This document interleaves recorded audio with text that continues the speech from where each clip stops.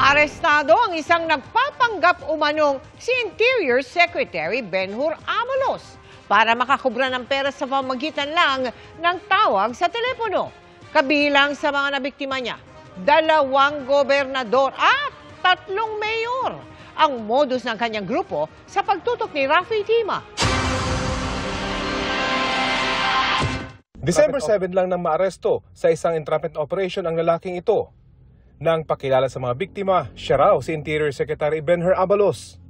Nakapanggigigil daw talaga ayon sa tunay na Abalos na siya pang ginagamit ng pinaniniwalang sindikato na kaligitnaan ng taon pa pala nagsimula ng operasyon. Bahagi ng modus ng kinilalang si Edison Montealto ang paghingi ng pera sa mga tinatawagang politiko. Sabihin niya na ako si Secretary Abalos, papadala ako ng bigas sa inyo, on the way na dyan, medyo nasiraan, pakitulungan naman.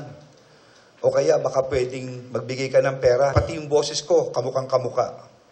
Tapos pakilala niya na ang kanyang chief of staff ay isang Larry Abalos. Paglilinaw ni Secretary Abalos, wala siyang staff na nagngangalang Larry Abalos at hindi raw siya kailanman nangihingi ng pera kanino man. Hindi tulad ng grupo ng Pekeng Abalos na nakakubra na ng 140,000 pesos. Kabilang sa biktima, 2 gobernador at 3 mayor. Mga opisyal ng gobyerno ang target daw madalas dahil madaling makuha ang numero ng mga ito. Biro mo ang lalakas ng loob. Mga gobernador, mga mayor ang pinagkakatawagan nito. So yun lang po dahil lumalabas ngayon ang halos number 1 crime natin ngayon, ang mabilis tumaas ay ang cybercrime. Yung mga panloloko sa mga text at sa mga cellphone. Huwag po tayong papadala nito.